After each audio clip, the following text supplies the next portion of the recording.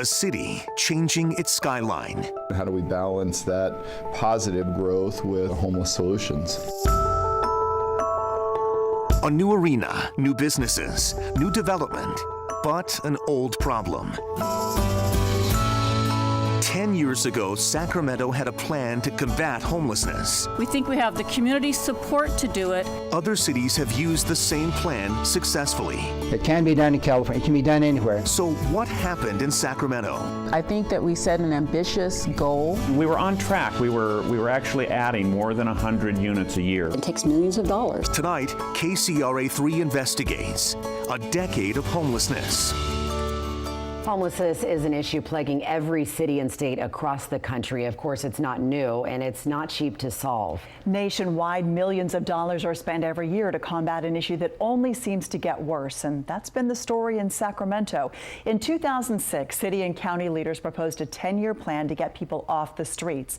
Fast forward now to 2016, and the number of people who are now homeless has only grown. 10 years ago, a one-night count found 1,600 people living on the streets of Sacramento County. In the latest head count, conducted in January of 2015, that number grew by about 1,000 people to more than 2,600 homeless. That big plan included a housing first model to give the homeless places to live and effectively end chronic homelessness. KCRA 3 Investigates' David Bienick found some of those plans did get off the ground while others were just abandoned, leaving very few options for the homeless here. 10 years ago this month, the snowy winter was turning into a flooding spring, and something called Wi-Fi promised to cut the cord for computers. You could be driving down a Sacramento street while connected to the internet. Meanwhile, Sacramento leaders had just unveiled a new plan that represented a fundamental shift in the way the community would treat the estimated 1,600 people living on the streets. We'll get people into housing whether or not they're clean and sober. Based on that concept of providing housing first and treatment later, Sacramento's 10-year plan to end chronic homelessness was born. It was definitely part of a national movement. Stefan Dawes is with the nonprofit group Mercy Housing, which helped implement the new plan by building this 8-story apartment building in downtown Sacramento. You can see the concrete structure. Half of the 150 studio apartments here are reserved for people who would likely be thrown out of traditional homeless shelters because of disruptive mental illnesses or substance abuse. It was something that Mercy Housing and our partners here all believed in thoroughly, both by experiencing other examples and analyzing the data that really the way to go was to provide permanent shelter as the first step out of homelessness. Alrighty. Tamika Knox got the keys to one of the Mercy Housing apartments after 27 years of life on the streets. You here? Yeah. Like many of the residents here, Tamika says she suffers from mental illness, was abused as a child, and was still addicted to drugs and alcohol for a year after she moved in. I love the party. I fry the chicken up and packs of alcohol, you know, everybody come over. Once I get drunk, everybody can use me, steal my ID, take my money. And so they didn't check you when you come into the... No. Under its 10-year plan, Sacramento set out to build, buy, or lease 1,000 apartments, including 280 to be built during the first 5 years. How many of the 280 got built? 418. Lachelle Dozier, head of the Sacramento Housing and Redevelopment Agency, says the 10-year plan started off strong. I think that we set an ambitious goal so that people would be motivated to start moving in that direction. But then the plan ran into a wall. In 2008, the Great Recession dried up funding from the state and federal governments. A few years after that, the state did away with the decades-old system of redevelopment, which had let local communities squirrel away property taxes to subsidize future projects. So that really tied our hands in terms of our ability to continue to create those units. The crashing economy also came with a foreclosure crisis. More than 800,000 California families lost their homes in 2008 alone. And despite its efforts, Sacramento was about to become a poster child for homelessness. In the capital city of the state of California, a tent city sprung up along the American River and was featured on Oprah Winfrey and news reports across the world. Until a few months later, leaders called in bucket loaders and trash trucks and forced Tent City to close. How did they make the announcement? Get out. Later that year, under newly elected Mayor Kevin Johnson, the city and county shifted much of the responsibility for homelessness to a new nonprofit. So out of that, some of the focus went away from the chronically homeless plan, the 10-year plan to end chronic homelessness, and shifted to what has now become Sacramento Steps Forward. Sacramento Steps Forward insists chronic homelessness is still its top priority. But the group says it's also working on the entire range of the homeless population, including veterans, teens, and families.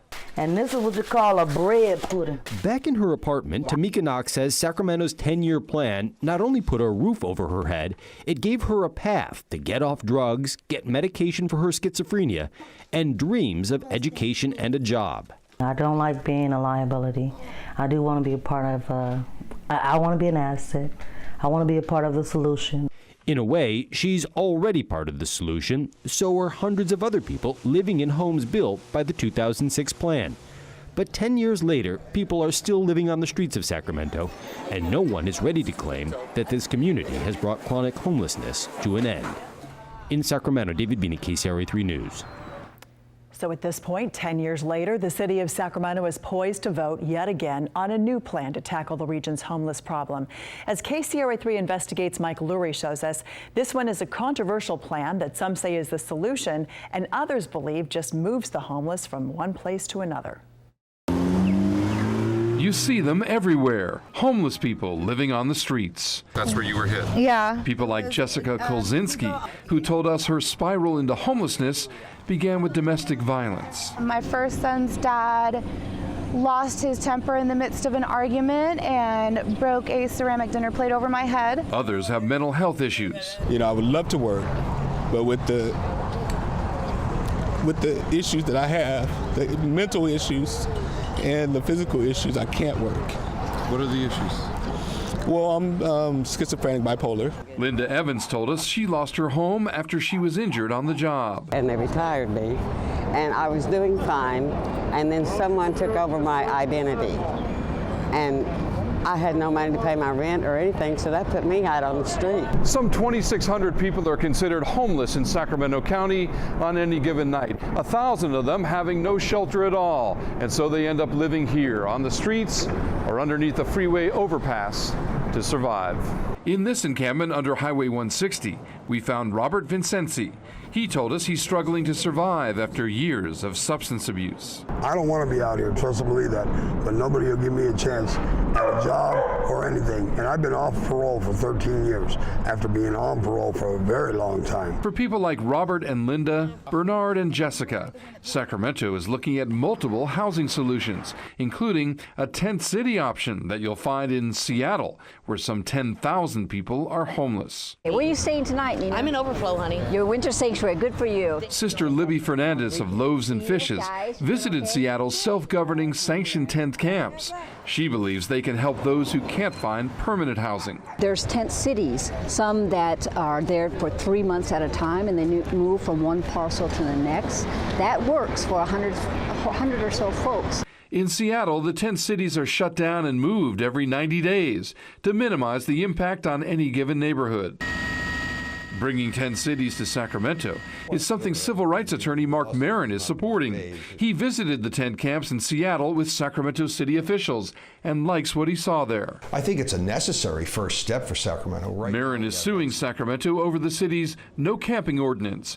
He's identified several public and privately owned properties that he believes would be perfect for 10 city communities in at least 3 city council districts. We have the organizations that are prepared to provide the porta potties and fresh water.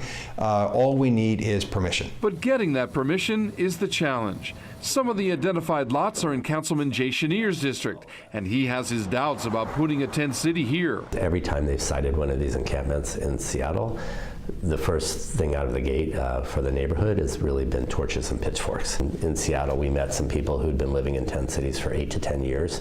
I don't think that's the model that we want to adopt. Some are pushing for a different approach, including Sacramento Steps Forward, the lead agency on homeless solutions. Permanent housing is the solution. And I know we're skeptical about how do you solve homelessness? That's how you solve it. Advocates for permanent housing see 10 cities as a Band-Aid solution to homelessness. The biggest concern is that it doesn't end homelessness. The debate over homelessness will take center stage in Sacramento in mid-April. But in the meantime, some of the homeless campers we met told us they can't wait for help. Right now, I take anything they got, tents, apartments, whatever it is to get me out of the, get me out of this. In Sacramento, Mike Lurie, KCRA 3 News. We do have some good news for one of the homeless campers you just saw.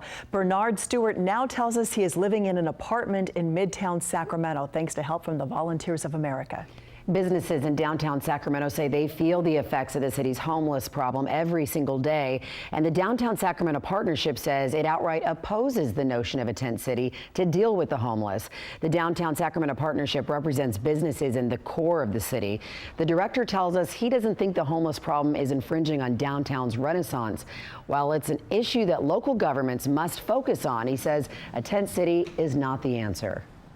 Tent cities are short-term solutions that really don't provide long-term benefit to them. You're just delaying an inevitable transition of trying to get them focused and access to a more stable resources.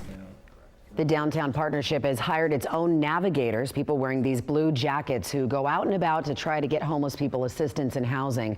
The partnership says it has helped find housing for 72 people just this year. Today, the only major resource for the homeless has been along Sacramento's 12th Street. Since the 1980s, Loaves and Fishes has helped thousands of people get off the streets, earning the agency both praise and criticism. It's the same place where homeless people exist today, along the American River and along the Discovery Park. Sister Libby Fernandez lines the hallway to her office at Sacramento's Loaves and Fishes with reminders. This is Sacramento in the Great Depression. Reminders that homelessness has been a constant issue for Sacramento from the Great Depression. We are currently in the process of converting a slum through the days when what is now Old Sacramento was called Skid Row. We've had homeless people here all the time. Loaves and Fishes started in 1983 because there were so many homeless people and so few services. Brandon, you doing okay hanging in particularly here along 12th Street. Today, the campus is 5 acres, and there still aren't enough services for the homeless. We know that we have at least 1,500 men, women, and children who are in shelters any given night. But we still have 1,000 men and women who are not in shelters. Loaves and Fishes already provides a lot of services. There is more than Friendship Park, the place where guests, as she calls the homeless people on her campus, can rest. How many homeless children do you have today? We have 29 here today. There's the Mustard Seed School, where homeless children can go until they get into public school. It's a great donation from Gap, the Gap. Clothing from both corporate donations and the public. Our inventory person said, we need toilet paper, and look. Showers and hot meals. But that's only in the daylight hours. Loaves and Fishes closes at night, and that leaves a large gap in services for the homeless. If there's a 24/7 triage center, let all of us come together and find that place that will be less impacted on our neighbors, on our schools, on our businesses. Loaves and Fishes does have access to a building that could do that, a large warehouse, showers, and bathrooms right on the property. But Sister Libby says the neighborhood won't allow it. So for now, it's a staging area to get to other shelters at night, and she has to close it by the end of March. Churches will pick up these 100 men and women on buses and bring them to a congregation's church floor or space for the night. Sister Libby says housing is the ultimate solution, but Sacramento just doesn't have any. So I think there has to be other steps to this big puzzle, and many pieces can be addressed today to at least help alleviate some of the homelessness issues on the streets. She thinks the city's new plan, similar to Seattle's plan, is part of that puzzle. And that's a better response than saying, we don't want you anywhere. We don't want you in our neighborhood. We don't want you in the city. We want you gone because we want to build this arena. No one wants that reputation. And as for criticism that Loaves and Fishes is a magnet attracting homeless people to downtown Sacramento, she agrees. There's a lot of truth to that. We have people coming all the way from Elk Grove, from south of Sacramento, all the way from North Sac. She says communities all around Sacramento need to start their own homeless shelters to ease the number of people coming down to 12th Street. And every community needs to pick up a little bit not just day services, but also night services. We need more. We need more shelters. We need more housing. We need every small little community to do what they can do to help be part of the solution. Loaves and Fishes has a capacity of 600, and every day they reach that number. Sister Libby believes that ultimately the solution to the chronic homeless problem is some sort of permanent housing. Still ahead here, 2 U.S. cities, one similar plan. We've seen over time how people can heal, grow, get employment. Salt Lake City successfully puts its 10-year plan into action, and the results are astounding. How they managed to get buy-in from the city, county, state, and the community. And from a lifetime of hardships to finding motivation to change. The Sacramento County program that most closely mirrors Salt Lake City's success and why it stands to lose its funding.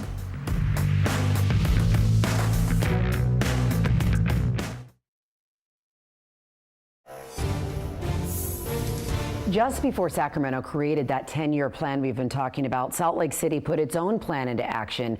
And now, a decade later, the differences between the two cities could not be more drastic. KCRA 3 Investigates Kevin Oliver traveled to Salt Lake City, and he shows us how that city has almost ended chronic homelessness. There we go, we're inside. Michael Avila keeps the key to his apartment around his neck. That key has unlocked a world of opportunity for him. I was real grateful for this place because it's actually changed my life. You know, about 90 degrees turn for the better, you know. This isn't a shelter, rehab, or transitional housing.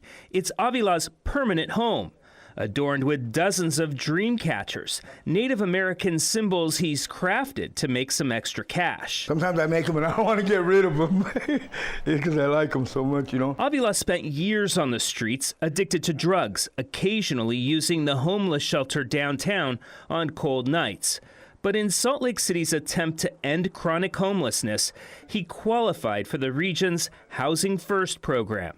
Lloyd Pendleton championed the program in Utah for more than a decade. The Housing First model is a low barrier, so you take them right off the street, out of the shelter, out of the camps, and put them into housing. Then you wrap services around them, case management, help them stabilize, then they can get into treatment programs as they choose and begin to integrate back into the community. Chronic homelessness is defined as those who have spent either a full year on the streets or had 4 episodes of homelessness in 3 years. In Salt Lake City, that amounts to about 10% of the total homeless population. But researchers found they are the ones who cost taxpayers the most. Here in Salt Lake City, they found that by providing homes, they cut higher costs in other areas like emergency room visits, police calls, and jail incarceration. That can cost taxpayers $20,000 to $45,000 a year for each chronically homeless person. So they're very expensive. The community is already incurring those costs, and housing is much less expensive. So they've converted this old Holiday Inn into apartments and constructed other buildings in and around Salt Lake City. When people qualify, they move in, and they can stay as long as they pay their share of rent. There are few other restrictions. We treat them just like you were treated. They don't have to be clean, dry, and sober. They don't have to be housing ready. It's housing first. Susie Wright moved into Palmer Court with her children after living in a van and the shelter for a year. When my husband left, there was a lot of legal problems, and I lost everything. He went to jail, and I had to start completely over. She's lived here now for 4 years, has a job, her kids are in school, and they don't get teased about living in a shelter. I know it's considered, I'm still in the system, you know, but I don't feel homeless anymore. The housing is not free. The people living here have to pay a minimum of $50 or a third of their income. I pay $347 a month until I get on housing. Once I get on housing, then it'll go down somewhat. So I'm paying half my income on my rent, you know, my Social Security. Many of the people living here either get Social Security or other benefits that help pay their rent and offset the cost of the program. Salt Lake still has homeless. We found dozens congregating on a street near a soup kitchen, and neighboring businesses have complained about drug deals and other problems as a result. Now, look, this is dynamic. It's not, okay, it's done. I mean, there's new homeless people showing up every day. In fact, more than 1,100 people filed into this overnight emergency shelter the day we were in town. We know that shelter is just one component in a strategy to help people to get back into the community, back into housing. The Road Home Shelter, though, not only keeps people from freezing to death, as people check in, it becomes a gateway for services and ultimately permanent housing. And there has to be a strategy to get people out of there. Otherwise, we're penning people in, corralling them, if you will. Now that Salt Lake has virtually eliminated chronic homeless, they're working on housing other segments of the population still in shelters. We want nobody in shelter longer than 30 days. We truly want it to be an emergency shelter. The mayor is focusing on new smaller emergency shelters that house at most 250 people, with a higher concentration of case managers. And there is a shift now toward reducing the homeless population through prevention. Let's make sure they don't end up in that situation to begin with. Salt Lake City, the county, and the state are developing new programs to help people who are down and out before they end up on the streets. In Salt Lake City, Kevin Oliver, KCRA 3 News. People working on the homeless issues in Salt Lake City said one of the reasons that their 10-year plan worked was because they stuck with it for the entire decade. And that was despite changing leaders in various political offices. And they say the key to their success has been affordable housing. Sacramento County has its own successful plan at Volunteers of America's Mather Community Campus. Formerly homeless adults and families are given housing and wraparound services to help them transition into self-sufficiency. But as KCRA 3's Galston Dart found out, finding praise for the program is a lot easier than finding funding. Amid the clamor of the kitchen staff, you'll find Vladimir Limjoko honing culinary skills that began early in his childhood. My mom loves to cook, and I get categories, got stuck in the kitchen. But the road from his mother's kitchen to this one took a dark path. My life wasn't that great. I was a drug addict, and I did a spiral turn, hitting homelessness. Today, the formerly homeless man with an easy smile lives a clean and sober life and is working his way to self-sufficiency. Today, coming in Mather, it taught me to be a self-motivator. And over here, Tony. It took decades of hard living before Fred Rivas found the courage to change. Well, I was homeless, and I had gotten out of jail, and I put myself in a recovery program and then applied for Mather. Rivas says if someone had just given him a roof over his head and left him on his own, he might have never found success. In my case, I can't speak for anybody else, but it would have been a disaster for me. I was guided and nurtured when I was here. Some benefits for renting versus leasing, yeah. They worked very hard to get to this program here. Sherman Haggerty is the director of the Mather Community Campus, operated by Volunteers of America. And you can also get out of the contract. The program offers more than just housing for homeless adults and families. Here, students learn life skills and get job training in one of 16 trades. There's also on-site drug and alcohol recovery meetings and legal services, setting students up for continued self-sufficiency. You just can't get that anyplace else. But for all the good work they do, it is a precarious time for VOA. The housing has been funded by HUD since the very beginning.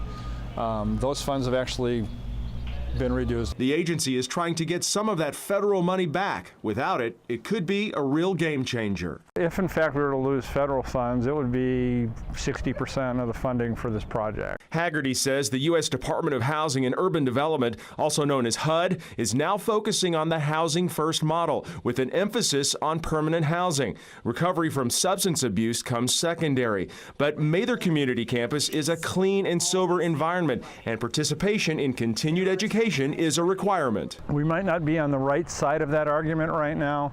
If VOA can't recover those funds, Haggerty says they will have to rely on private donors, the county, and grants. It might look a little different in 2 years than it does from today. But as the divide between doing good work and paying for it grows, success stories like Fred Rivas's may be fewer and fewer. Where's the location at? Now a married family man, Rivas is a partner in a successful electrical contracting firm. I still pinch myself. I still pinch myself. Gulston Dark, KCRA 3 News. And the current program lasts 12 months, but some students graduate as early as 6 months. So what's next here for Sacramento? We'll have more on that coming up. Tonight, the question remains, where does Sacramento go from here in dealing with the homeless? The City Council continues to dig deeper into a proposed tent city option, along with possible permanent housing solutions. A full report is expected to be presented to City Council members for consideration on April 19th. The report will include possible funding options for the proposed tent cities. The council will then vote on the idea, and if it's approved, council members will zero in on some locations. KCRA 3 Investigates will continue to follow the city developments and its plans to solve the chronic homeless crisis in Sacramento. Homelessness may be one of the few issues most people agree needs to be addressed. I want to thank you so much for joining us tonight as we explore a decade of homelessness. Good night.